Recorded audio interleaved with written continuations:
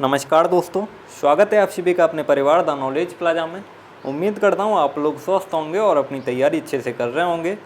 तो 8:30 बज चुके हैं, सभी लोग क्लास में आ जाइए और क्लास को एक बार शेयर कर दीजिए, जिससे जो साथी छूट गए हैं वो भी क्लास में आ जाएँ। जैसा कि आप लोगों को पता है, अब आपकी किसकी क्लास होगी, तो एग्रीकल्चर की क्लास होगी, जैसा कि आप लोगों को टाइम टेबल में बताया गया था। उम्मीद करता हूँ अभी जो आपको साइंस की क्लास हुई थी वो आप लोगों को बहुत पसंद आई होगी, और अब ये आपकी एग्रीकल्चर की क्लास होने जा रही है। तो जो लोग चैनल पे पहली बार आए हुए हैं वो लोग चैनल को सब्सक्राइब करेंगे, बेल आइकन प्रेस करेंगे, ताकि आने वाली वीडियो की नोटिफिकेशन आपके पास समय से पहुंच सकें। चलिए, तो टाइम बिना वेस्ट किए हुए क्लास को शुरू करते हैं। ये देखिए, आपका फर्स्ट क्वेश्चन है, यह आपका लीची में लीफ ब्रांचिंग बीमारी का मुख्य कारण है। लीची में जो लीफ ब्रांचिंग बीमारी होती है वो किसकी कमी से होती है? कैल्शियम की कमी से, बोरान की कमी से, जिंक की कमी से, या एल्यूमिनियम की कमी से? तो सभी लोग आंसर करिए इसका। तो इसका राइट आंसर क्या हो जाएगा? जिंक की कमी से।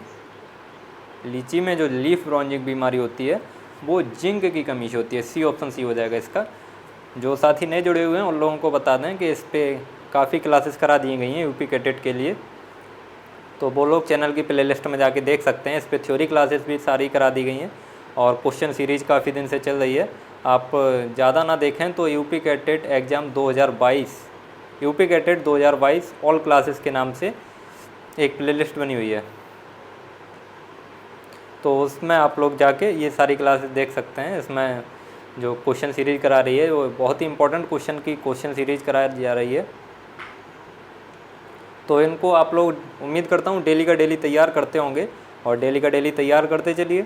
आप लोगों को इसका पीडीएफ तो बता ही दिया गया है, पीडीएफ आप लोगों को उसी ग्रुप पे प्रोवाइड कर दिया जाएगा। चलिए, तो नेक्स्ट क्वेश्चन देखते हैं। अभी आपके साइंस वाली क्लास में बताया गया था, उसी ग्रुप पे इसका भी पीडीएफ प्रोवाइड कर दिया जाएगा। अब जो आपके सारे पीडीएफ हैं वो उसी ग्रुप में प्रोवाइड किए जाएंगे। तो ये आपका आम में इंटरनल नेक्रोसिस का मुख्य कारण है।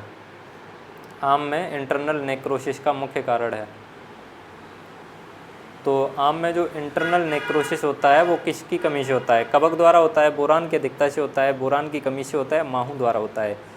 तो ये जो होता है वो बोरान की कमी से होता है। किसकी कमी से होता है? इंटरनल नेक्रोसिस आम में बोरान की कमी से होता है। इसका सी, ऑप्शन सी हो जाएगा। चलिए, अगला क्वेश्चन देखते हैं। ये है आपका आड़ू में प्रवर्धन की उचित विधि है। आड़ू में प्रवर्धन को इंग्लिश में प्रोपोगेशन बोलते हैं और आड़ू को पीच बोलते हैं। तो पीच में प्रोपोगेशन की जो उचित विधि होती है वो कैसे, पीच में कैसे प्रोपोगेशन करते हैं? पैच बडिंग से, टंग ग्राफ्टिंग से, गूटी से, या टी बडिंग से? तो पीच में जो प्रोपोगेशन करते हैं वो गूटी मेथड से करते हैं, गूटी विधि से प्रोपोगेशन करते हैं पीच में। चलिए, नेक्स्ट क्वेश्चन देखते हैं। ये है आपका पाइनएप्पल किसकी वैरायटी है? पाइनएप्पल किसकी वैरायटी है? पाइनएप्पल अनानास या पाइनएप्पल की, लीची की, अनार की, या मौसमी की? तो पाइनएप्पल जो है वो आपकी पाइनएप्पल की तो वैरायटी नहीं है, ये आप लोग भूल जाइए। जो आपको कंफ्यूज करने के लिए ऑप्शन दिए जाते हैं, तो कुछ लोग हैं जो पाइनएप्पल ही लगा देते हैं। तो पाइनएप्पल की तो वैरायटी नहीं है, ये आपकी किसकी वैरायटी है? ये आपकी मौसमी की वैरायटी है। पाइनएप्पल इंपॉर्टेंट वैरायटी है, आप लोग अच्छे से तैयार कर लीजिए इसको। पाइनएप्पल मौसमी की वैरायटी है, डी ऑप्शन सी हो जाएगा इसका। ये आपका नेक्स्ट क्वेश्चन है। चाय में महक का कारण है। चाय में जो महक आती है वो किसके कारण आती है? कैफीन, टैनिन, थियोन, या थीन के कारण? तो चाय में महक का कारण होता है थियोल। चाय में जो महक आती है वो थियोल के कारण आती है। इसका सी, ऑप्शन सी हो जाएगा। आप लोगों को आंसर तो पता ही है कैसे करना है। जैसे 5 का सी सही है तो 5 का सी लिख के आप लोगों को लाइव चैट जो है, जो नीचे लाइव चैट का ऑप्शन बना हुआ है, उस पर आप लोगों को आंसर करना है। बाद में आप लोग ऑफलाइन कमेंट में आप लोग क्वेश्चन का आंसर नहीं देंगे। अगर किसी क्वेश्चन में डाउट होता है तो आप लोग ऑफलाइन कमेंट में कमेंट करके पूछ सकते हैं, और आंसर आप लोगों को यहीं करना है लाइव चैट में। यह आपका अनार में प्रवर्धन की विधि है। अनार में प्रोपोगेशन कैसे करते हैं? मृदु काष्ठीय कलम, कठोर काष्ठीय कलम, या शकड़ या गूटी? तो अनार में प्रोपोगेशन कैसे करते हैं, इसका आप सभी लोग पहले आंसर करिए इसका। अनार में प्रोपोगेशन का मेथड कौन सा है? तो इसका राइट आंसर है कठोर काष्ठीय कलम, कठोर काष्ठीय कलम या हार्ड वुड कटिंग, इसको इंग्लिश में बोलेंगे hard would cutting, hard would cutting. इसके द्वारा अनार में प्रोपोगेशन करते हैं। चलिए अगला क्वेश्चन देखते हैं आज का। यह है आपका केले की उत्परिवर्तित द्वारा विकसित वैरायटी कौन सी है? केले की उत्परिवर्तित द्वारा या म्यूटेशन, उत्परिवर्तित को म्यूटेशन बोलते हैं, तो केले की जो म्यूटेशन द्वारा विकसित वैरायटी है वो कौन सी है? रोसिका, हडन, ग्रेड 9 या शोनाका। तो केले की जो म्यूटेशन के द्वारा विकसित करी गई ये वैरायटी वो है ग्रेड 9। इम्पॉर्टेंट क्वेश्चन है ये। केले की म्यूटेशन द्वारा विकसित वैरायटी है कौन सी? ग्रेड 9। सी ऑप्शन सी हो जाएगा इसका। चलिए अगला क्वेश्चन देखते हैं। यह है आपका भारत में पपीते के उत्पादन में कमी का कारण है। भारत में जो पपीते के उत्पादन में कमी है उसका मुख्य कारण क्या है?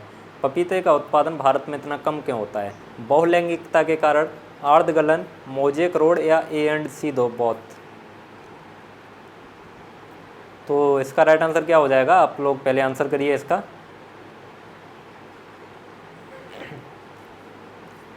तो इसका राइट आंसर है ए एंड सी बोथ। पपीते में जो पपीते के उत्पादन में कमी का कारण क्या है? एक तो बहुलैंगिकता है, बहुलैंगिकता है, और दूसरा मोजेक रोग। मोजेक डिजीज़ बहुत ही ज़्यादा घातक डिजीज़ है, इसकी वजह से उत्पादन में काफ़ी कमी आ जाती है। यही दो कारण हैं जिससे भारत में पपीते के उत्पादन में कमी है। चलिए अगला क्वेश्चन देखते हैं। और ये आर्द्रगलन, ये आपका जो आर्द्रगलन है, आर्द्रगलन को या डैम्पिंग ऑफ, डैम्पिंग ऑफ, ये बहुत ही इम्पोर्टेंट डिजीज़ है, इम्पोर्टेंट डिजीज़ है। ये आपका कब लगता है? तो ये आपका नर्सरी स्टेज में लगता है, नर्सरी स्टेज में लगता है ये आपका अधिक जल भराव के कारण। जब पानी अधिक भरा होता है तब ये डैम्पिंग ऑफ रोग लगता है, डैम्पिंग ऑफ या आर्द्रगलन, ये नर्सरी स्टेज में लगता है। तो आप लोगों से पूछा जाए कि पपीते में नर्सरी स्टेज में लगने वाली घातक बीमारी है, तो आप लोग बताएंगे डैम्पिंग ऑफ या आर्द्रगलन। चलिए अगला क्वेश्चन देखते हैं अब। ये आपका अमरूद का बौना मूल ग्रंथ है, अमरूद का बौना मूल ग्रंथ या ड्वार्फ रूट स्टॉक है। चाइनीज अमरूद, पूसा सृजन, ललित या श्वेता। तो आप सभी लोग आंसर करिए इसका। गुआवा का ड्वार्फ रूट स्टॉक कौन सा है? जो यहाँ पे टफ वर्ड हैं उनका हम इंग्लिश में भी यूज कर लेते हैं, क्योंकि इंग्लिश वाले साथी भी जुड़े रहते हैं, तो वो लोग कहते हैं, तो इसलिए हम लोग इंग्लिश का भी यूज कर लेते हैं। तो गुआवा का ड्वार्फ रूट स्टॉक कौन सा है? ये है आपका पूसा सृजन, पूसा सृजन। बी ऑप्शन सी हो जाएगा इसका। चलिए अगला क्वेश्चन देखते हैं। ये आपका आम की दशहरी हेतु मूल ग्रंथ की उपयोगी प्रजाति है। आम की दशहरी हेतु मूल ग्रंथ की उपयोगी प्रजाति है कौन सी है? रोशिका, रूमानी, हड़न या आम्रपाली। तो आम की दशहरी हेतु मूल ग्रंथ, मूल ग्रंथ मैंने आपको बताया रूट स्टॉक बोलते हैं, तो इसके लिए उपयोगी वैरायटी कौन सी है? यह है आपकी रूमानी, रूमानी। आम की जो रूमानी वैरायटी होती है इसके फल सेब के आकार के होते हैं। आम की जो रूमानी वैरायटी होती है इसके फल जो होते हैं वो सेब के आकार के होते हैं। और आम्रपाली जो है, आम्रपाली आम की ड्वार्फ वैरायटी है। इसको आप लोग गृह वाटिका या किचन गार्डन में यूज कर सकते हैं, किचन गार्डन में आम्रपाली को यूज कर सकते हैं। ये ड्वार्फ वैरायटी होती है आम की। चलिए नेक्स्ट क्वेश्चन देखते हैं। यह आपका चाय का उपयोगी भाग है, चाय का उपयोगी भाग है। शीर्ष कलिका, पत्तियां, फल या ए एंड बी दोनों। तो चाय का कौन सा भाग उपयोग किया जाता है? तो चाय का जो शीर्ष कलिका और पत्तियां, ये दोनों उपयोग में किया जाता है। तो इसका ए एंड बी बहुत सही हो जाएगा, डी ऑप्शन सी हो जाएगा इसका। चलिए अगला क्वेश्चन देखते हैं। फर्टिलिटी किसकी प्रजाति है? ये आप लोगों को पता होगा, चाय की सर्वाधिक खेती कहाँ होती है? तो ये असम में होती है, असम में होती है। ये आप बताइए फर्टिलिटी किसकी वैरायटी है? फर्टिलिटी, ये भी इम्पोर्टेंट वैरायटी है।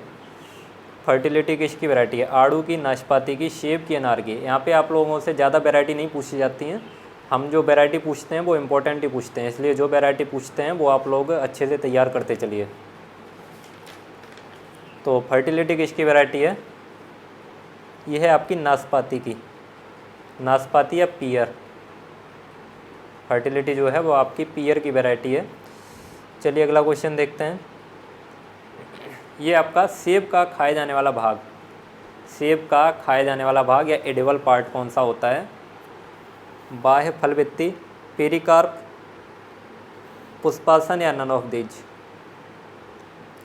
तो सेब का जो खाया जाने वाला भाग या एडिबल पार्ट होता है वो पुष्पासन, सी ऑप्शन सी हो जाएगा इसका। चलिए अगला क्वेश्चन देखते हैं। यह आपका अनानास में पाया जाने वाला एंजाइम है। अनानास या पाइनएप्पल में कौन सा एंजाइम पाया जाता है? तो इसमें आपका ब्रोमोलिन एंजाइम पाया जाता है। इम्पॉर्टेंट क्वेश्चन है ये भी। आपको जो ये क्वेश्चन कराए जा रहे हैं सारे इंपॉर्टेंट क्वेश्चन कराए जा रहे हैं, इसलिए आप लोग सबको अच्छे से तैयार करिए। अनानास में जो एंजाइम पाया जाता है वो ब्रोमोलिन होता है।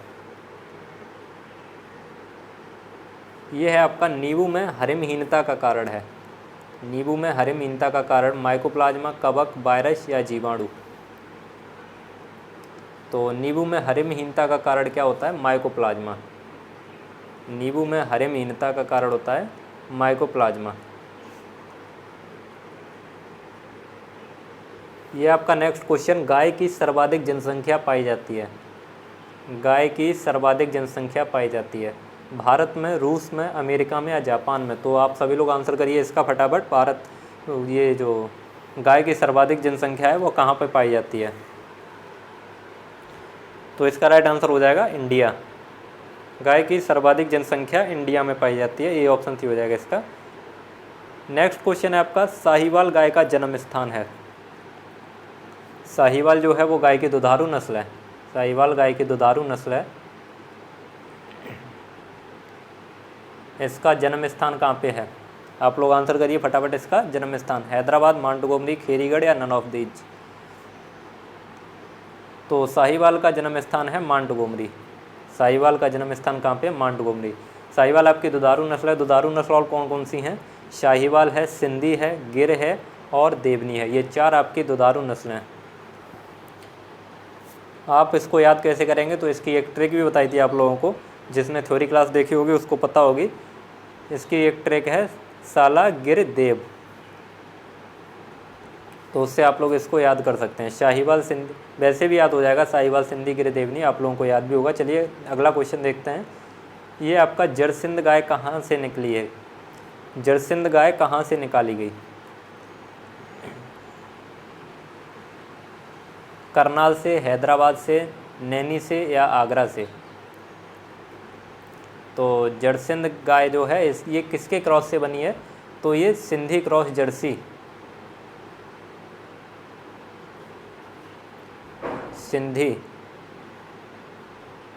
सिंधी और जर्सी के क्रॉस से बनी है। सिंधी और जर्सी के क्रॉस से बनी है। इसमें जो जर्सी का था वो मेल था, जर्सी का मेल था, और सिंधी का फीमेल था। जर्सी का मेल था। ये जरसिंध जो गाय है वो सिंधी और जर्सी के क्रॉस से बनाई गई है। जर्सी आपकी आप लोगों को पता होगा विदेशी नस्ल है, और सिंधी जो है वो देसी नस्ल है। तो इन दोनों के क्रॉस से एक हाइब्रिड डेवलप किया गया है, उसका नाम है जरसिंध। इसमें जो मेल लिया गया था वो जर्सी का लिया गया था, और फीमेल ली गई थी वो सिंधी की ली गई थी। और ये कहाँ से निकाली गई है? तो आप लोगों को पता होना चाहिए, ये नैनी से निकाली गई है। नैनी से निकाली गई है। चलिए नेक्स्ट क्वेश्चन देखते हैं। यह आपका स्वच्छ जल वाली भैंस में गुणसूत्र पाए जाते हैं। जो स्वच्छ जल वाली भैंस होती है, दो तरह की भैंसें होती हैं, एक स्वच्छ जल वाली भैंस होती है और एक कीचड़ वाली भैंस होती है। तो स्वच्छ जल वाली भैंस में गुणसूत्र पाया जाता है। कितना गुणसूत्र पाया जाता है? तो जो स्वच्छ जल वाली भैंस होती है उसमें 2n बराबर 52, 2n बराबर 52 कितना पाया जाता है? 52। इसका डी ऑप्शन सी हो जाएगा। चलिए आज का लास्ट क्वेश्चन देखते हैं, यहीं पे आपके क्वेश्चन ख़त्म करते हैं। आगे के क्वेश्चन जो हैं वो आपको नेक्स्ट क्लास में यानी कल कराए जाएंगे। ये है आपका, किस भैंस का रंग जेट ब्लैक होता है? किस भैंस का रंग जेट ब्लैक होता है? इंपॉर्टेंट क्वेश्चन है, पूछा जा चुका है यूपी कैटेट में। तो आप लोगों को ये पता होना चाहिए, ज़्यादातर लोगों को पता भी होगा। आप लोग एक बार आंसर कर दीजिए इसका, किस भैंस का रंग जेट ब्लैक होता है? तो जो आपकी मुर्रा भैंस होती है, मुर्रा भैंस का रंग जेट ब्लैक होता है, मुर्रा भैंस का रंग जेट ब्लैक होता है। और बदावरी जो भैंस होती है इसका रंग कैसा होता है? तो इसका रंग तांबे जैसा होता है। ये भी क्वेश्चन पूछा जाता है। तो बदावरी भैंस का रंग तांबे जैसा होता है। आप लोगों से इसमें एक और क्वेश्चन बनता है, आप लोगों से पूछा जाता है कि सर्वाधिक फैट किसके दूध में पाया जाता है? किस भैंस के दूध में सबसे ज़्यादा फैट पाया जाता है? तो बदावरी जो भैंस होती है उसी के दूध में सबसे ज़्यादा फैट पाया जाता है। कितना पाया जाता है? 13% या 13% फैट पाया जाता है इसमें। और सर्वाधिक दुग्ध उत्पादन किसका होता है? तो मुर्रा का होता है। चलिए, तो आज के आपके क्वेश्चन यहीं पे ख़त्म होते हैं। और इसका जो PDF हो वो आप लोगों को उसी जो एक ग्रुप बनाया नया प्राइवेट ग्रुप जो बनाया उसी पे आप लोगों को इसका PDF शेयर कर दिया जाएगा। उस पर काफ़ी बच्चे ज्वाइन हो चुके हैं, उन लोगों को PDF मिल जाएगा। और जो लोग ज्वाइन होना चाहते हैं वो लोग ज्वाइन हो जाइए। आप लोगों को बता दें कि 10 तारीख रात 12 बजे तक, यानी कि आज का तो टाइम निकलने वाला है, आज 9 तारीख है, आज तो निकलने वाली है। कल पूरे दिन आपका डिस्काउंट रहेगा, उसके बाद आपका जो डिस्काउंट है वो ख़त्म हो जाएगा। जितना वो कीमत रखी गई है वो आप लोगों को पूरा पे करना पड़ेगा 11 तारीख से। अगर आप लोग ख़रीदना चाहते हैं तो 10 तारीख रात 12 बजे से पहले ख़रीद सकते हैं। उस पर आप लोगों को PDF दे दिया जाएगा डेली क्लास का, यूपीकेटेड प्रीवियस ईयर के क्वेश्चन पेपर दे दिए जाएंगे।